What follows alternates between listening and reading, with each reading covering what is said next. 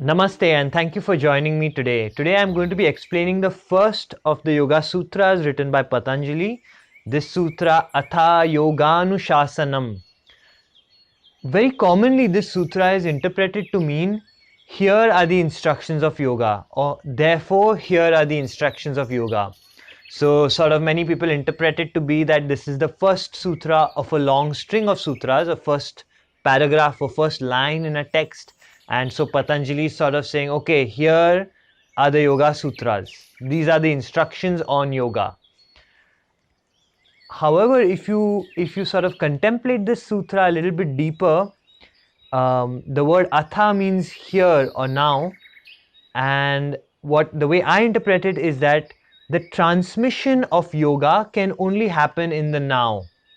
It's only in the present moment that yoga can be transmitted, or the essence of yoga can be experienced. And so what is yoga exactly? Yoga means union. Some people interpret it as the union between the soul, the individual soul, and the divine soul.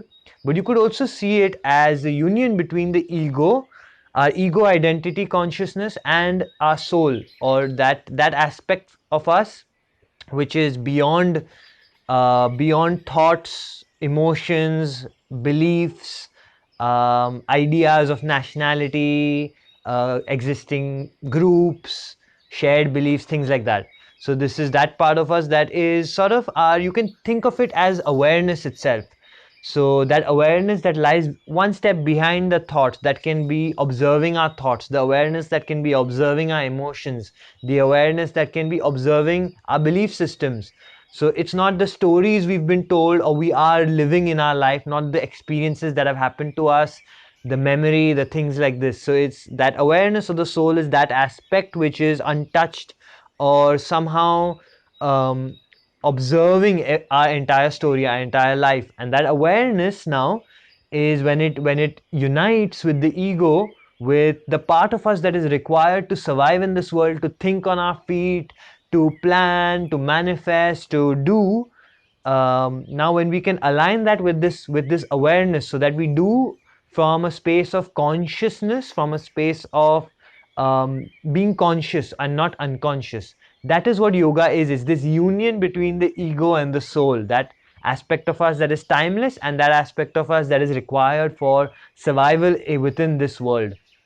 And so this union, or this yoga and this study of yoga, this practice of yoga, which is a transmission, can only happen through the present moment. It can only happen when somebody is established in the present moment, because as somebody establishes themselves in the present moment, they start to become much more aware of what exactly their sort of motivations are, what their intentions are, what drives them.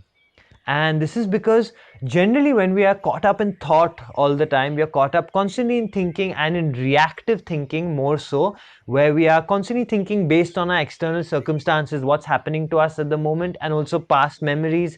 So we are constantly in the future thinking about projecting into the future, trying to think of how I can be better, grow, make more money, do things, how things can be done in the future, and also based on the past, memories of the past, recalling these memories of the past. So thinking as a process itself takes us out of the present moment. And what we are attempting to do also by coming into the present moment, according to Patanjali, there is this, we cease to suffer. We stop suffering when we are in the present moment. And you'll find very strong parallels to this philosophy in Buddhism. In Buddhism, the Buddha speaks about the Four Noble Truths, why we suffer. And according to the Buddha, the two fundamental core reasons as to why we suffer are, one is craving and one is aversion. Craving is when I'm looking for something that is not here in my reality at the moment. I'm not content with what is, and I'm craving for something else. When I crave something, I'm craving it in the future. I want something in the future based on my past experiences. So for instance, as soon as I finish this video, I'm craving for a chocolate. And now I wouldn't be craving for that chocolate if I had not had an experience of the taste or the feeling that I get when I eat the chocolate in my past. So if I was somebody who'd never come across chocolate, I wouldn't crave it. And so craving as an act itself takes us out of the present moment. It takes us into the future based on past experience. The second root cause of suffering, which is aversion, where I am trying to push away something that is currently in my present moment, that is currently a part of my reality. It might be an emotion, it might be a feeling, it might be sadness, despair, grief. It could be any of these feelings that is arising, and I want to push away. I want to push it away. I'm averse to feeling this. I don't want to experience this in my reality, and so I am constantly looking for distractions, things to take me away from this uncomfortable feeling at the moment. And so when I have this strong aversion to something, I am, in a sense, battling the present moment. I am waging war against the present moment. So both of these, craving and aversion, take us out, somehow dislocate us from the present moment. And that is what causes suffering. So when we can truly be content and grateful for whatever is in our present moment, we can be truly established in our present moment.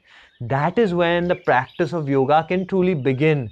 That is when the transmission of yoga can truly happen. That is when we can truly integrate our own individual ego with the awareness, with the soul behind. And that is when we can really act, speak, and think from a space of complete alignment to us, to our true self, and through awareness, by being conscious of every single act. This is how I would interpret the first sutra. If you have comments or questions, please feel free to write to me, to comment below. Thank you so much for listening. Namaste. Also, please subscribe to my YouTube channel and follow me on my social media.